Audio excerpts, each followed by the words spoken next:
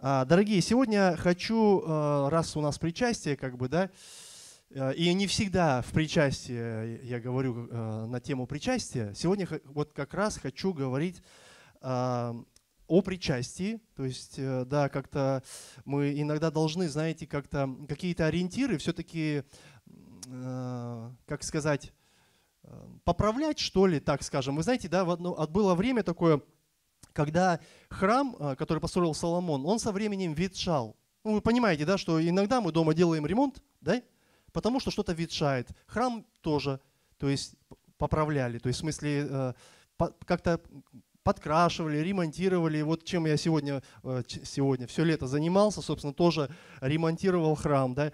А еще бывает, знаете, на дороге, когда ты едешь, знаки где-то заваливаются, да, и их раз как-то обновляют. Разметку на дорогах обновляют. То есть для чего? Для того, чтобы нам было удобно, да, и хорошо, и комфортно, да. И вот, знаете, я думаю, что слово, которое мы говорим, мы как бы можем сказать, да мы уже все знаем об этом.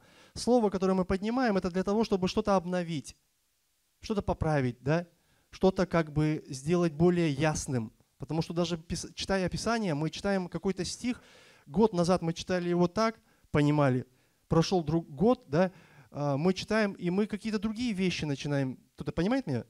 Мы какие-то другие вещи начинаем видеть в этом, открывать для себя и думать, как я тогда этого не заметил. Но, знаете, я вам честно скажу, сейчас просто такая мода и тенденция у некоторых осуждать тому, чему учили раньше в церквях. И я думаю, что это неправильно. Неправильно. Я думаю, знаете, есть такое слово «прогресс». Да, и церковь, она растет. И неважно, чему мы учились, плохому или хорошему, да, раньше, самое важное, чему мы учимся сейчас. Понимаете? То есть мы, беря что-то хорошее, да, мы с этим идем, а не все там подряд тащим за собой, да. Поэтому опыт, он строится из того, что бывают и ошибки, но бывают и победы, и плюсы, да. Поэтому не надо осуждать то, что было где-то там когда-то, просто надо с верой двигаться вперед. Слава Господу. Знаете, если я буду осуждать то, что было в моей жизни, какие мои были родители, какие у меня там братья, ну, поверьте, к хорошему меня это не приведет. Поэтому мы должны уважать то, что было, и двигаться дальше. Аминь. И вот, это я такую большую ремарочку сделал, да?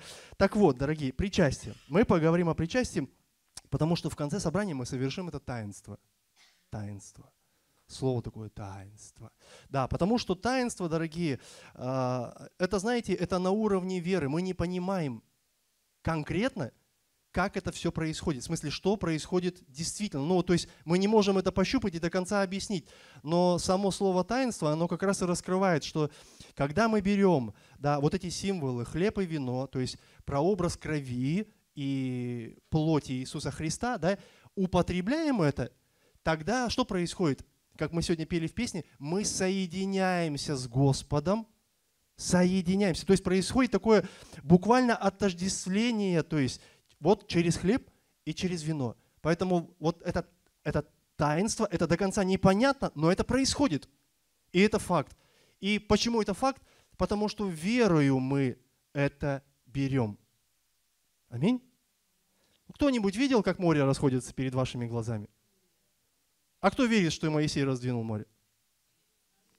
А почему вы это верите? А верим, да, просто поверили и все, потому что так в слове написано. И таинство, дорогие, мы просто берем это веру. Мы не понимаем как, но оно происходит. И чем больше я это делаю, тем больше я понимаю, что я во Христе. Аминь. Итак, сделаем это причастие, потому что, дорогие, у причастия, дорогие, есть цель. Есть цель. Это Христос. Это Христос. И однажды Павел сказал Филиппийцам 3 глава, 13-14 стих, хочу прочитать, и это не центральное место будет в проповеди, но я хочу как бы от этого оттолкнуться. Он сказал: «Братья, я не почитаю себя достигшим». То есть я не могу сказать, что я все понял, я все достиг, да. Он говорит, но только забывая заднее, да, то есть хорошее, плохое было, я простираюсь вперед. Да, я не зацикливаюсь, я простираюсь вперед. И смотрите, и написано, стремлюсь к цели, да, написано, к почести высшего звания Божия во Христе Иисусе. И что говорит апостол Павел? Он говорит, что его служение не было бесцельным. У него была цель. У служения Павла была цель, и он стремился. Он говорит, а к чему я стремлюсь? К этой цели. А какая цель? Прежде всего, он говорит, награда в Господе. Я это делаю ради того, чтобы в Господе получить вот этот венец. То есть его привлекало то, что его ждет на небесах. Я сейчас не говорю даже о кубке, переходящем в вымпеле каком-то, да, о том, что просто его ждет на небе. Вы представляете, жить так ради того, чтобы быть на небе. Я, конечно, часто вижу людей, которые живут так, чтобы жить здесь, на земле, чтобы здесь все было. А надо жить ради того, чтобы жить на небе.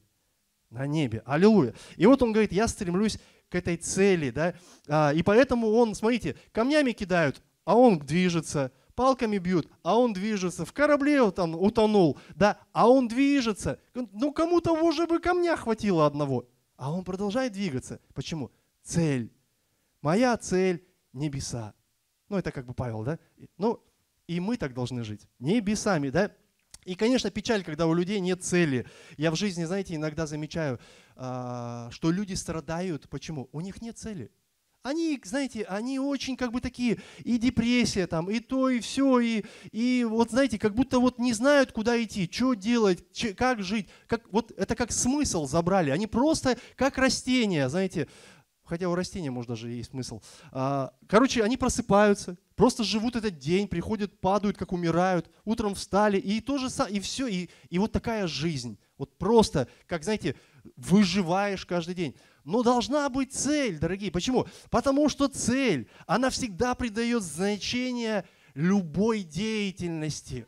Любой деятельности. Когда я делал, к примеру, ремонт недавно здесь, да, я видел, как я все, ну, в смысле, как я вижу все в итоге. То есть вот, когда я закончу ремонт. И этот итог, то есть как я это вижу, ну, как вот и Павел видел небеса, да, награду от Господа, этот итог, он постоянно мотивирует меня. Давай сегодня вот это еще сделаем, давай вот это. Да я устал, да давай еще чуть-чуть, потому что завтра ты уже это можешь начать. И знаете, и это меня подстегивает.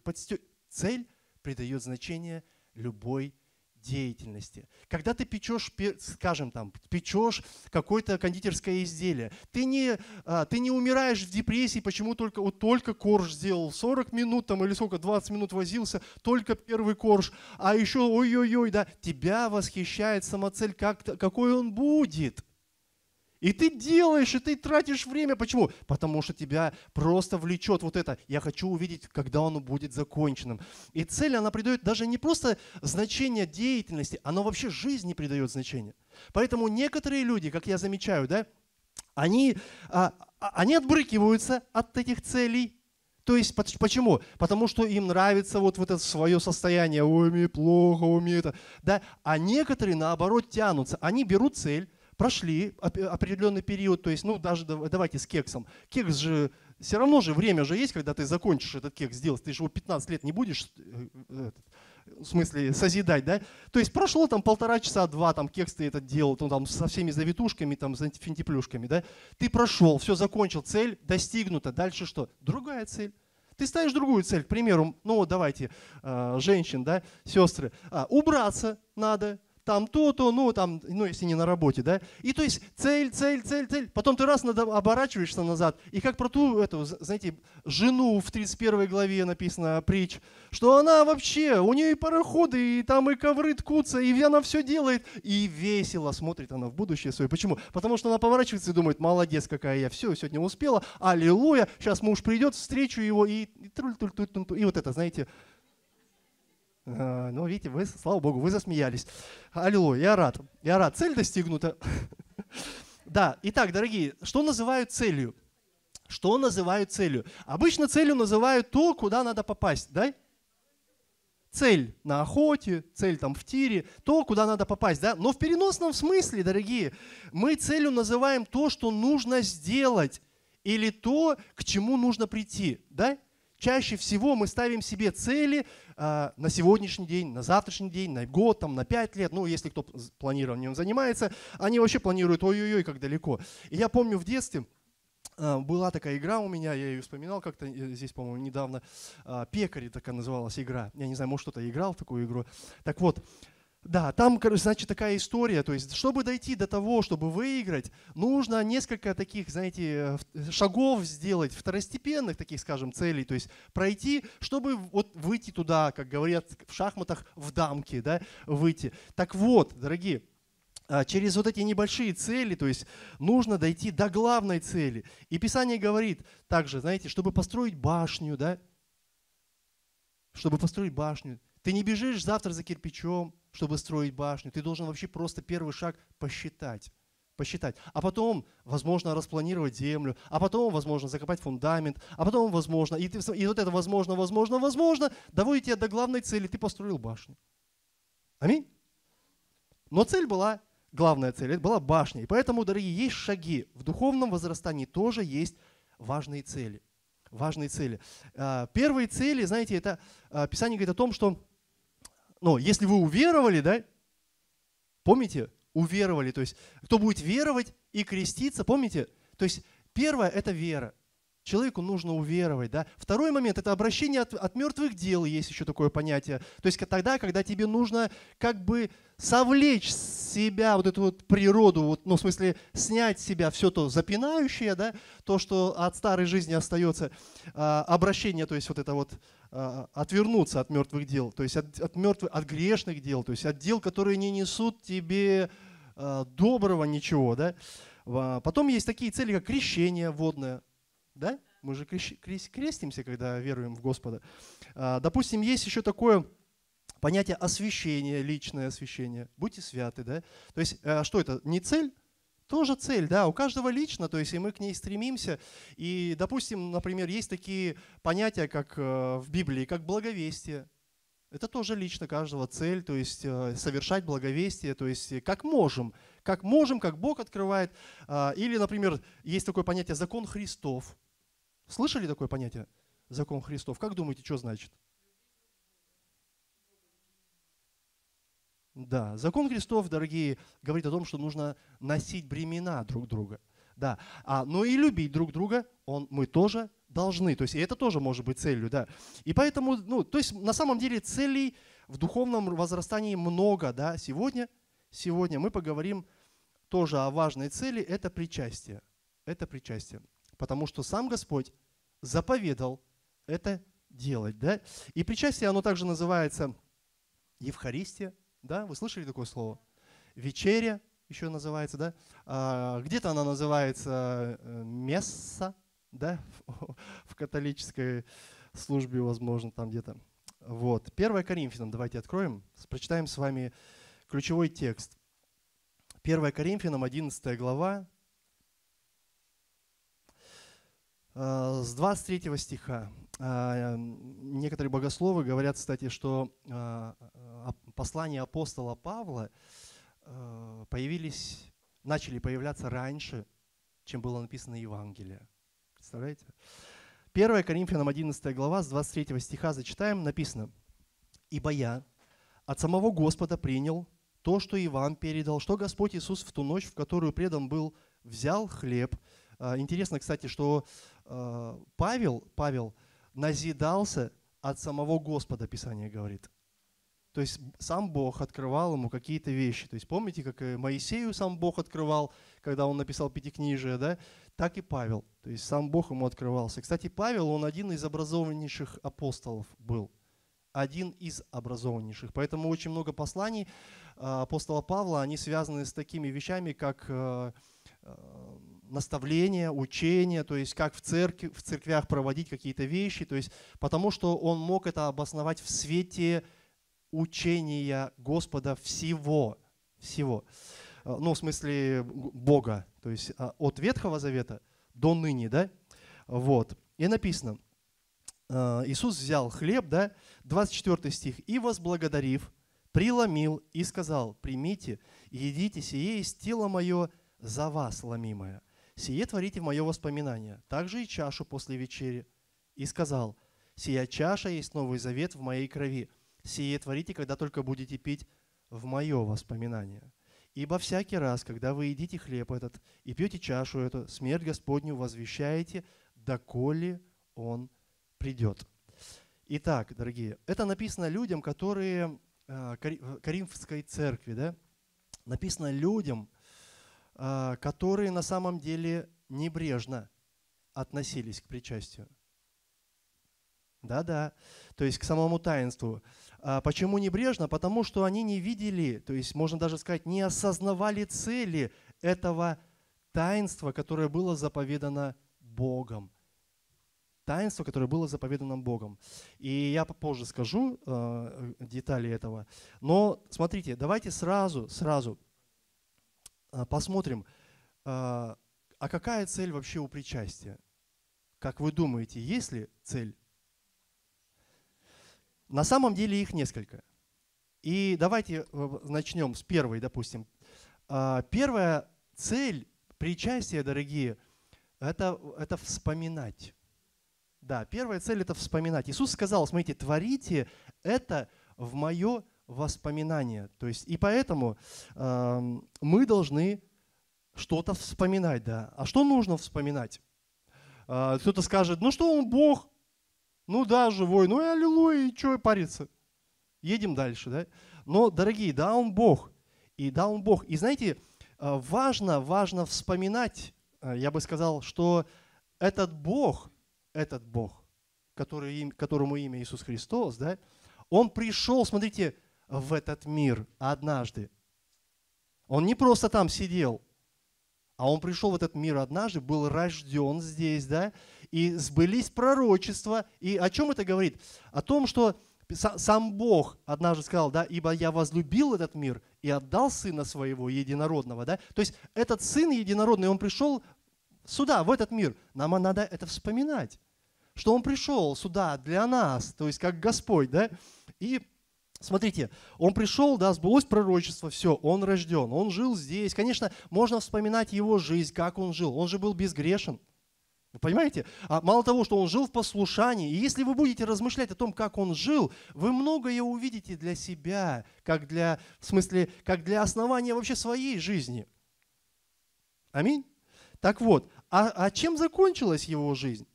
А закончилась она тем, что Он пришел, Его не приняли, и Его распяли. Понимаете? То есть Его служение не восприняли всерьез. И Его распяли на кресте, Он умер, да, и мы должны это вспоминать, потому что мало того, что, знаете, Он умер, да, для меня всегда,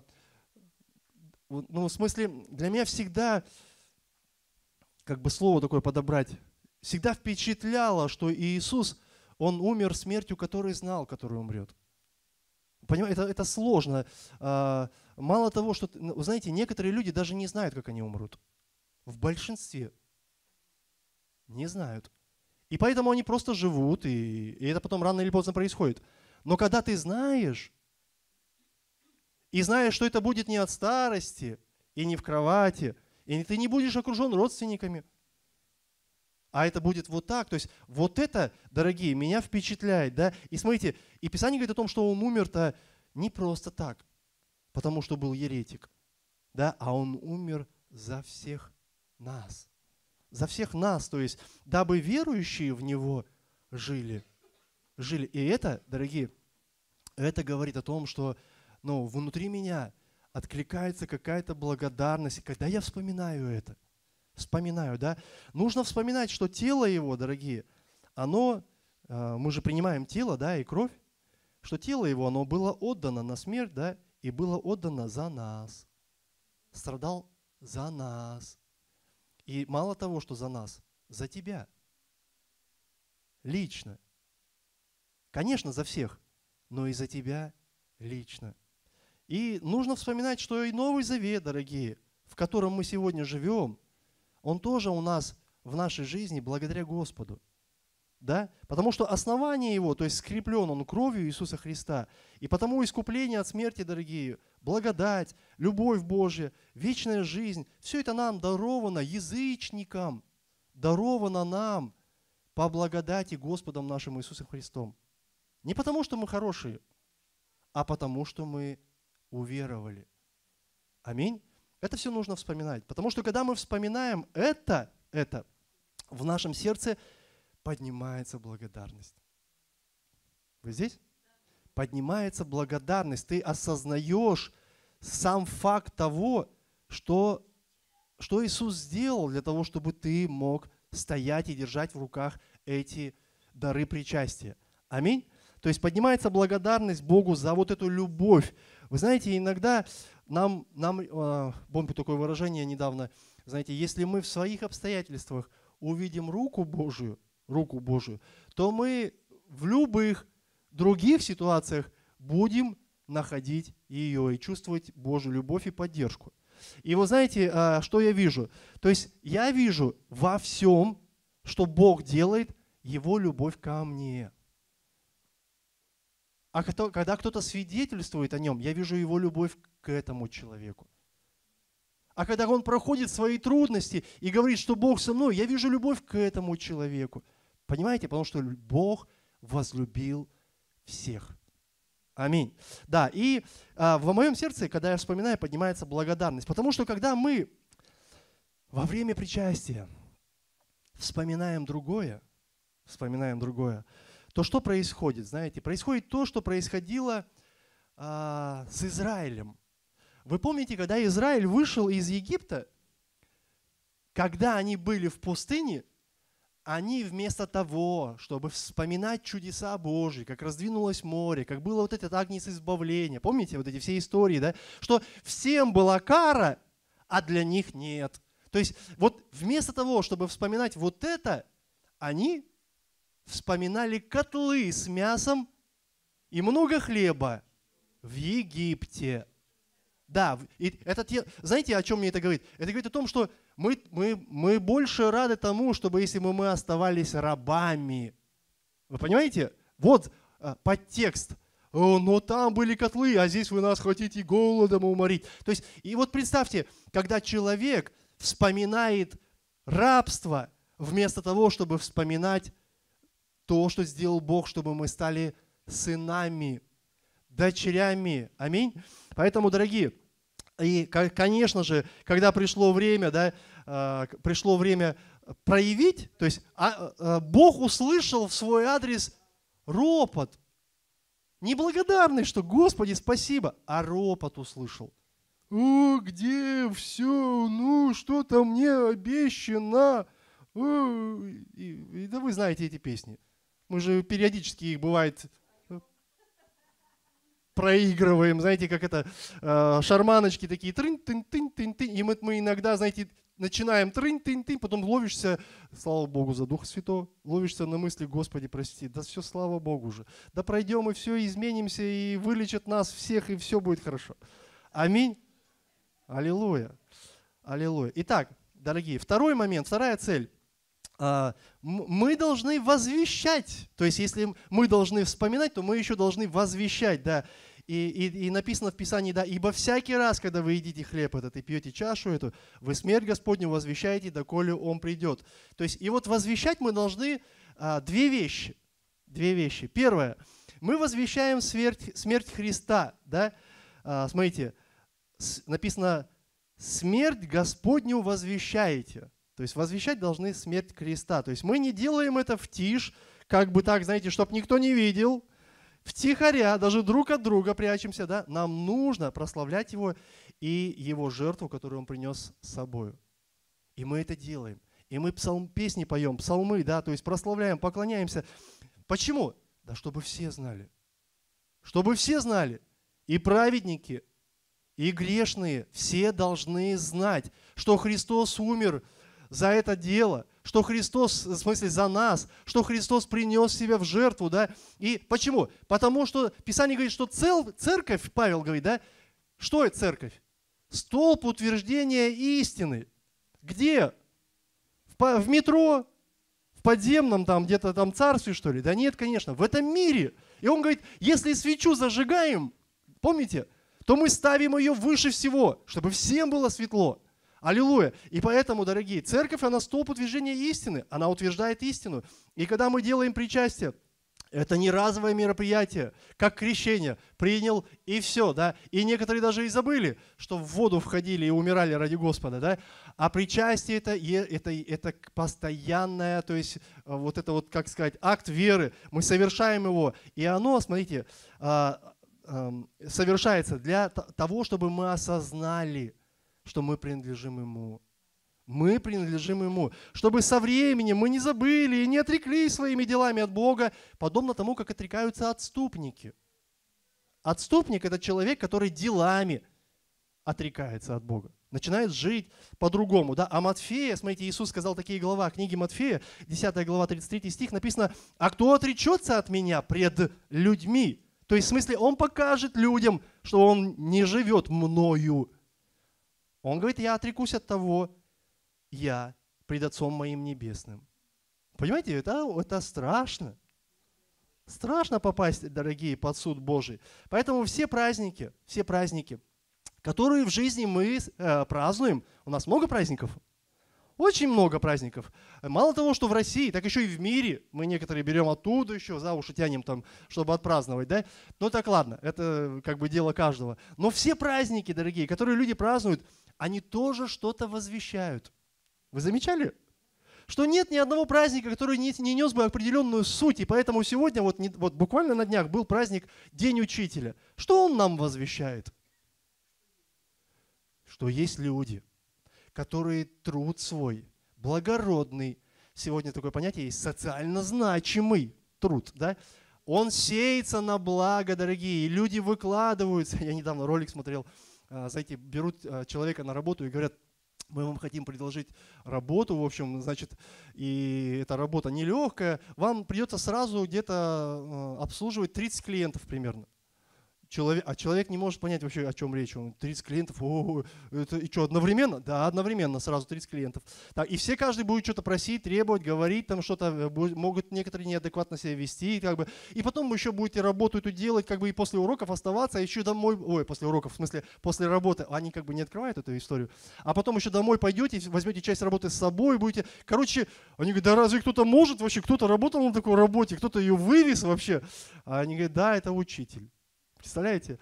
И да, действительно, то есть мы говорим о том, что этот труд важен, то есть и мы подвигаем людей к осознанию, что надо почитать и уважать этих людей. Вы знаете, в Японии выдаются значки учителям.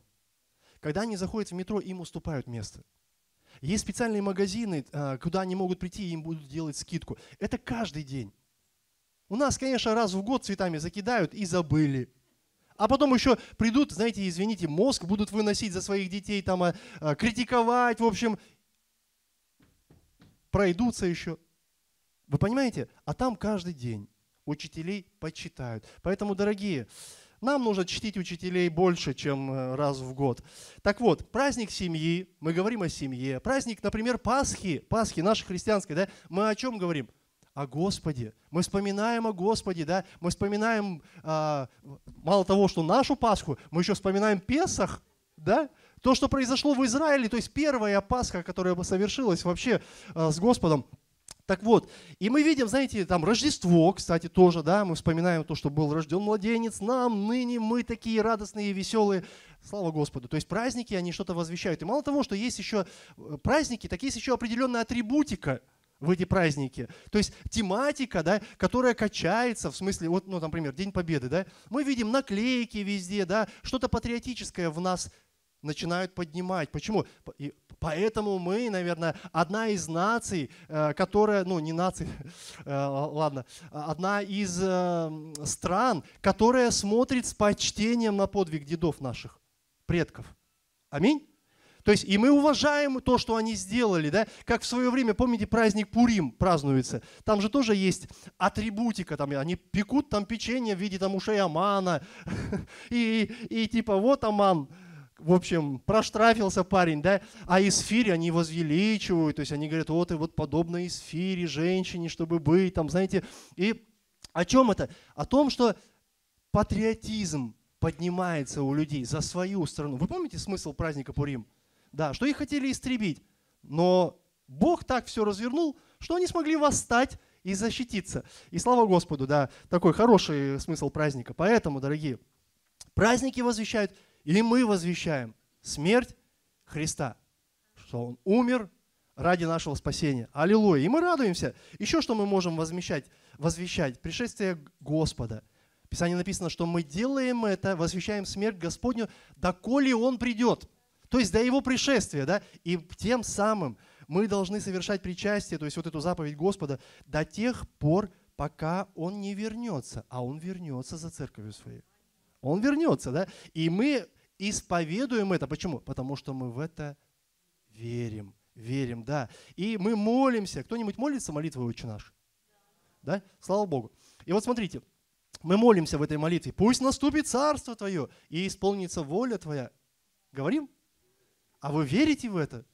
Что придет время, когда придет царство и исполнится воля, а воля это исполнится то, что задумано. То есть вот эти пророчества, да, совершится, что царствие придет, и оно будет на земле, как оно было на небе всегда. И ой-ой-ой, вот тогда мы спляшем, запоем, да, вообще.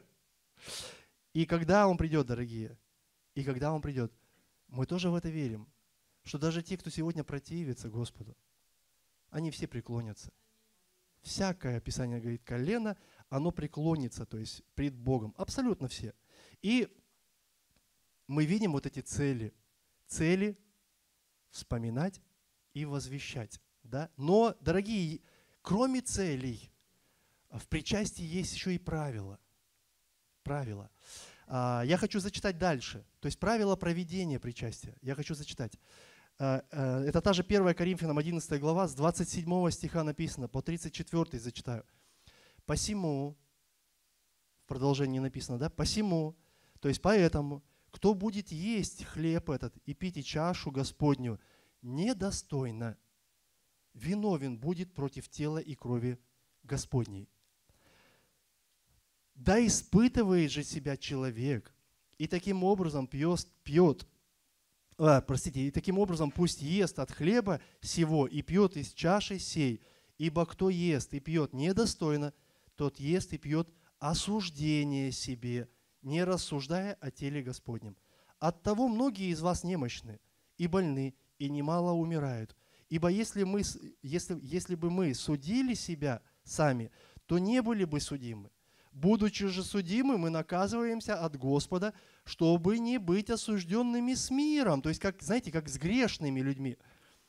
Посему, братья мои, собираясь на вечерю, друг друга ждите. А если кто голоден, пусть ест дома, чтобы собираться вам не на осуждение. Вот я говорил, да, что церковь, она неправильно относилась в Коринфе к причастию. Чтобы собираться вам не на осуждение. Прочее устрою, когда приду. Вот почему Павел приходится ему объяснять это, да? Потому что, дорогие, в собрании Коринфской церкви были те, кто собирались не для воспоминания, не для возвещения, а ради еды. Раньше, я вам скажу, это сегодня причастие происходит так. Стаканчик с вином и кусочек хлеба. Раньше это было трапезой. То есть подобно тому, как, знаете, Иисус вечерю принимал, то есть они кушали ягненка, да, и они пили вот этот плод виноградной лозы. Да. Так вот, раньше это проходило так, люди буквально как бы могли поесть, но он говорит, ждите всех, не надо просто приходить и набивать, извините, брюхо. Нужно ждать всех, да. И когда у людей нет цели, дорогие, конечно же, они творят, что придется. Ну, как видят. Как видят. Вы знаете, недавно прочитал такую цитату, конечно, она принадлежит Сталину, но в целом я вижу в этом какую-то, знаете, какую-то определенную мудрость. Он говорит, что народ как котята, они не видят врага своего. Поэтому, говорит, нужен типа лидер, который его сможет обнаружить. То есть, и знаете, вот оно как бы звучит как бы немножко, но действительно, знаете, народ, он может свести все просто сам по себе, он может свести все, вот почему Иисус и говорит, рассеются овцы, когда пастыря заберут. Да, и вот здесь важно, понимаете, что люди, они начинают творить, что придется. Вот ушел Моисей на гору, а они взяли быка золотого, вылили. Вот на все, на что была способна как бы мудрость человеческая. Причем вместе с Аароном, со священником. Взяли и слепили себе, говорит, из того, что было, мы слепили себе Бога. Вот. И, дорогие, и почему, то есть, делают, что приходится, что придется, да? Они просто превратили это в обычную трапезу. И просто собирали, кушали, общались. Просто, как вот, знаете, вот мы иногда собираемся где-то с кем-то вместе, сидим, кушаем, там, чаек попиваем, общаемся на разные отвлеченные темы. А это причастие. По-ихнему. Понимаете? И Павлу приходится их назидать. К сожалению, конечно, такое же собрание, вот если оно просто кушает и общается, оно не способно утверждать истину. Оно не вспоминает, оно не возвещает. Аллилуйя. Нам, слава Господу, нужно быть церковью, которая может утвердить истину. Да? И он говорит, что кто будет есть хлеб этот или пить чашу эту недостойно, виновен будет против тела и крови Господней. И в еврейском переводе «виновен», то есть оно звучит как будет виновен, знаете, не против тела, а в осквернении тела. Это еврейский перевод говорит. То есть суть такова, что человек, который недостойно относится к причастию, он оскверняет тело Господа. А что значит оскверняет? Лишает святости. Вы понимаете? Это очень важно. А что значит принимать недостойно хлеб и вино? Недостойно. Недостойно это значит, перевод современный, он раскрывает это как не придавая должного значения. А что такое должное значение? В смысле, как надо. Не как хочется, не как думаешь, а как надо. Поэтому какие-то вещи, дорогие, в Писании прописываются как правило. Ну, я думаю, как бы Господь, Он как бы, да, Он Господь, но не как бы, а как сказано, как велено, да? И поэтому как это может выглядеть? Недостойное принятие. Первое, и я думаю, это главная беда, что когда люди воспринимают причастие как ритуал. Вы когда-нибудь думали об этом? Что в нашей церкви есть ритуалы, надо их исполнять. И люди это делают, да? Поэтому, вот как бы, знаете, такое, просто нужно совершить какое-то действие, которое нужно сделать. Почему? Но как священник как бы говорит, так и надо сделать. Действие, в котором, дорогие, нет почтения к Богу, нет почтения в Богу. То есть не вспоминает люди тогда, в этот момент, если просто относиться как к ритуалу, да, и без осознания вот этого значения человек вообще не сильно задумывается даже о своем состоянии, в каком он состоянии перед Богом. Если он относится к этому как просто к какому-то ритуалу. Вы знаете, что есть ритуал по похорон? Можно похоронить человека. Просто пошли похоронили, вернулись, кушают, общаются и ла-ла-ла. Как будто проехали. Понимаете? Это, я еще, знаете, вижу вот ритуал в чем? Некоторые люди красят яйца. И дай Бог, пусть красят, да, но я вижу, что, это в Пасху я имею в виду, я вижу, что некоторые красят вообще о Христе не вспоминая. И тогда я вижу в этом мертвый ритуал, когда люди делают, не вспоминая Господа вообще что-то, да. И когда приходит вот этот день, они могут, смотрите, даже покрасить красками яйца, да, и потом, вместо того, чтобы вспомнить о жертве Христа, о совершенной победе, аминь, Пасха, они могут разговаривать о наклейках, о категории яиц, где брали, какие краски использовали. Вы понимаете? Все, что может интересовать человека. Почему? Потому что он далеко от Господа. Очень далеко от Господа. И он относится к этому как просто ритуалу. Пасха, так. Вот этот праздник, вот так надо поступить. Вот этот, вот так. Но он не с ним. Он не там. Вторая беда, которую тоже я вижу, как бы, которая может быть в среде верующих, это принимать причастие без исповедания греха. без исповедания греха.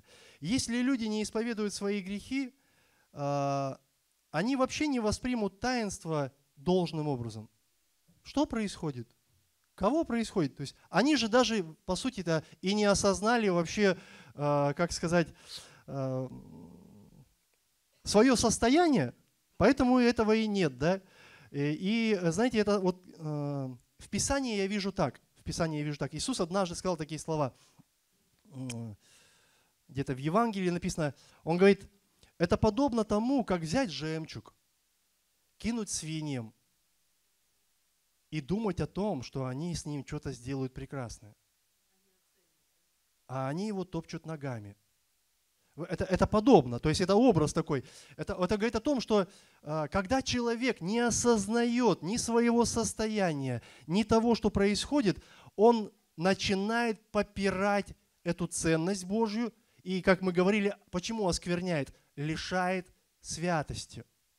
Лишает святости, то есть действием своим. Да? И нельзя, дорогие, нельзя обесценивать истину. И я верю, что дети Божьи, они ценят жертву Христа.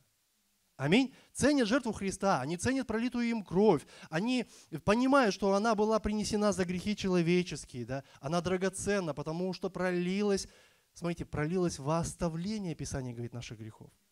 То есть, чтобы эти грехи, они буквально простились, во оставление, то есть, чтобы все, забылись, простились. Аллилуйя. И если есть грехи, их нужно исповедать, чтобы я мог жить в этом прощении, которое произошло. Потому что то, что грех пребывает во мне, вина меня гложет, а не Бога. Мне нужно с этим что-то сделать. Поэтому я должен исповедать свой грех, и чтобы жить в свободе, без вины. Да? И благодать спасения – это же Божий дар. Аминь. Это же не наши усилия, да? Мы там что-то сделали. Почему? Потому что это Божий дар, да, и он открывается в нашей жизни через веру. Мы знаем, что именно благодаря пролитой крови Иисуса Христа наши грехи прощены. Даже Писание говорит, даже будущее. Оно прощено, да, которые мы совершим, они тоже простятся. Поэтому мы верою исповедуем их, чтобы жить в этом очищении, в этой свободе. Мы просто отдаем, все, мы отдали, они прощаются. Бог не зациклится на них. Он их простит обязательно. То есть это произошло. Он совершил этот акт. И поэтому, когда я исповедую свой грех, то есть он уходит от меня, Бог его все прощено. И, дорогие, для чего? Чтобы очиститься и жить в этом прощении. Знаете, мы же не грязные сосуды. Вот в чем дело. Писание однажды Павел говорит Тимофею, что то есть в церкви есть разные сосуды, да? Помните, в доме? Разные сосуды. И чтобы быть использованным, очиститься нужно. Поэтому мы не грязные сосуды, мы чистые. И когда мы чувствуем, что прилипает где-то какая-то грязь, мы просто исповедуем это уходит из нашей жизни, и мы живем с Господом вот этой обновленной жизнью. Постоянно. 1 Иоанна, 1 глава, с 5 стиха написано: «И вот благовестие, которое мы слышали от Него и возвещаем вам». То есть благовестие – это радостная весть. 1 Иоанна, 1 глава, с 5 стиха. «Которые мы слышали от Него и возвещаем вам. Бог есть свет, и нет в нем никакой тьмы». Аллилуйя! Дальше написано, это не закончилась еще мысль. Если мы говорим, что мы имеем общение с Ним, а ходим во тьме, то есть что такое ходим во тьме? Продолжаем жить во тьме, в каком-то грехе. То есть в смысле этот грех, он продолжает быть в нашей жизни, да? То мы лжем и не поступаем по истине. А что значит не поступаем по истине? Не покоряемся ей. Не покоряемся истине, да? Смотрите, как это может быть? Это может быть отсутствие покаяния, а еще мало того, что может быть оправдывание какого-то греха в своей жизни. Да? Потом может быть какое-то превосходство растет, знаете, в этом. А кто-то вообще может готов отделиться даже от церкви. И знаете, дальше написано 7 стих. «Если же мы ходим во свете, подобно как Он во свете, то мы имеем общение друг с другом. И кровь, смотрите, кровь Христа очищает нас от всякого греха». Не очистила когда-то, а очищает ежедневно, постоянно. Не понимали друг друга два брата, скажем, да? встретились, поговорили, кровь Христа омыла их, они что-то поняли для себя. В отношениях своих что-то увидели, новую грань, понимаете? И не рвут, а еще больше созидают эти отношения. Поэтому, дорогие, если говорим, что не имеем греха, 8 стих, мы обманываем самих себя, и истины нет в нас. Если исповедуем грехи наши, то Он, будучи верен и праведен, простит нам грехи наши и очистит нас от всякой неправды. Если говорим, что мы не согрешили, то представляем Бога лживым, и Слово Его нет в нас. То есть истины, да? И смотрите, дорогие, знаете, что я вижу? Грехи, которые мы исповедуем, они простятся, потому что кровь Иисуса, она совершила это уже. Они простятся, если исповедуем. Если исповедуем. Знаете, как я это вижу? Это, конечно, не Писание, я сейчас вам расскажу. Как я это вижу в своей жизни. Это мой образ. Это подобно тому, что Бог – это вот эта чистая река, скажем, водопад, скажем, струя, напор воды, всегда чистый идет, да? Вот он льется, и, знаете, есть такой немножко пример такое освещение, что если ты будешь пытаться в себе, как, допустим, в сосуде, пытаться выковырять какие-то непонятные там крапинки какого-то греха, каких-то, знаете, слабостей, минусов, то ты устанешь этим заниматься, и чтобы освещение происходило, как сказать, более эффективно, проще поставить, вот знаете, как в стакане, если в нем есть какие-то хлопья, да, ты поставь его под чистую струю воды, подержи его там, потом уберешь, не будет там никаких хлопьев, будет просто чистая вода. Все вынесет, напрочь всю грязь смоет. И знаете, я это вижу так, это чистая река, она льется, я подхожу с грязными руками, со своими какими-то грехами, да, подсовываю свои руки под эту струю, исповедуюсь, выношу оттуда свои руки, они чистые. Почему? Потому что Бог все это смывает. Постоянно течет эта река. Это происходит, да? Я исповедуюсь, и все смывается. А от того, что я стою рядом, грязь-то не уходит. Я стою и верю, а грязь-то не уходит. Руки нужно поднести. То есть это мой образ. Поэтому, дорогие, мы исповедуемся в грехах, да, во время причастия. Хотя надо всегда. Чтобы не пришло, Писание говорит, осуждение. Да? Кто недостойно, тот виновен будет. То есть может прийти осуждение. Какого вида? Да? Как наказание Божье может прийти. Потому что написано, наказываемся мы потом. Да? За что? За то, что не придали должного значения причастию. Это Павел об этом говорит. То есть принимали, возможно, недостойно. Да? И Римлянам, смотрите, 2 глава, с 6 стиха написано про Бога, что Бог, который воздаст каждому по делам Его. Бог воздаст по делам Его, тем, которые постоянством, смотрите, постоянством, сегодня говорили про доброе дело, да, что такое доброе дело? Постоянством в добром деле ищут славы, чести и бессмертия. Исповедание, дорогие, это доброе дело, которое ты можешь совершить в своей жизни, да?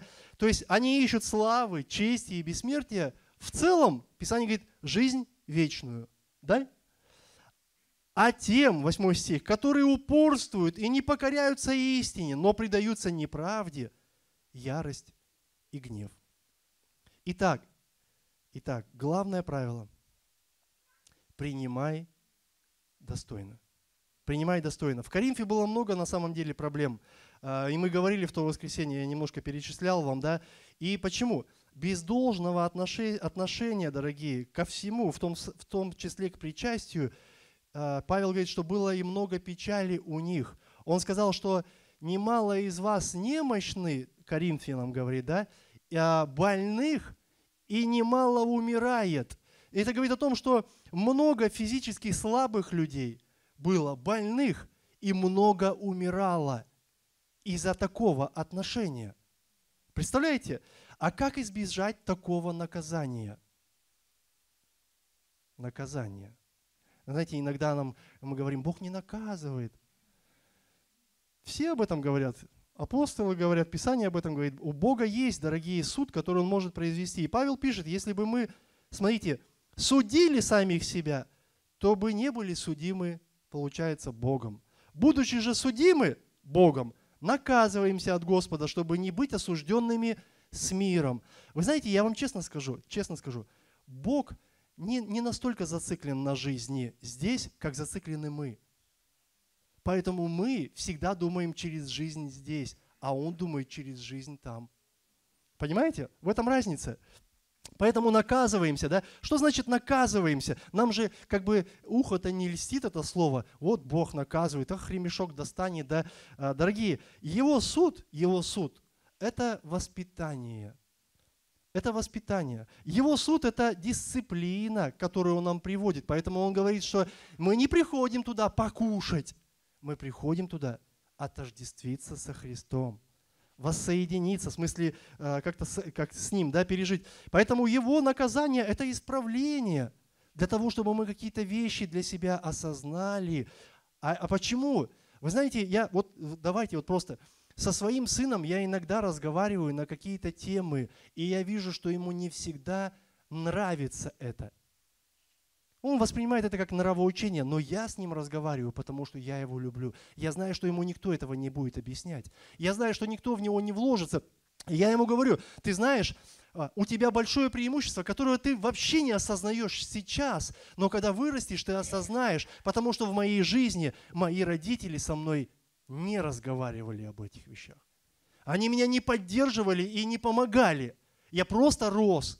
Сам по себе. И я делал свои выводы, и это мы можем осознать только потом. Поэтому, когда говорит Соломон сыну своему, прислушивайся к мудрости, это же будет как венец для тебя на всю жизнь. В смысле, ты будешь благодарить Бога, жизнь, что ты был вот именно с таким правильным отношением, то есть к этому. Поэтому, дорогие, его воспитание, его дисциплина, его исправление – это по любви. Это по любви. Это не просто ты ему не нравишься. Я ему не нравлюсь, поэтому я это терплю. Нет. Ты ему нравишься. Господь умер из-за тебя. Поэтому Он совершает твои вещи в твоей жизни, возможно, допускает какие-то вещи, чтобы это привело тебе к исправлению. Поэтому судите себя, дорогие. Судите, в смысле, исследуйте себя. Конечно, знаете, я замечаю, что кому-то судить кого-то легче. И мы говорим, ой, вот этот вот такой, а вот этот вот такой, а вот там вообще. И мы такие, знаете, хорошие. Зато у всех палки, бревна, там все в глазах есть. А мы вообще такие, знаете. И Писание говорит, судите себя, Павел говорит, надо себя судить. Надо себе задавать вопросы. Пребываю ли я в истине? Покорен ли я Слову Божьему? В смысле, послушен ли я Слову Божьему? Есть ли благоговение к Богу? И вообще, следую ли я к цели? Даже вот, например, сегодня причастие.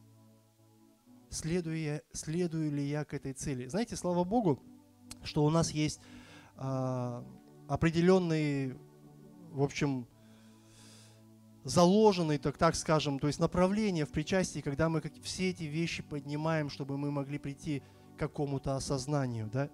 Поэтому, дорогие, нам нужно испытывать себя, чтобы принимать тело и кровь Господа достойно. Достойно. Аминь. Что значит достойно? Придавая должное значение причастию. Не просто пришел, поел, да? А пришел, исповедался, принял Господа, то есть плоть, принял Господа кровь, то есть как дары Нового Завета, принял в свою жизнь. Аллилуйя. Поэтому я напоминаю, давайте встанем, будем сейчас молиться. Я напоминаю, что вкушая тело Иисуса, вкушая кровь Его, то есть через хлеб и вино, мы соединяемся с Ним. Соединяемся, чтобы чувствовать, чтобы осознавать свою принадлежность к Богу. Аминь. Чувствовать и осознавать свою принадлежность к Богу. Аллилуйя.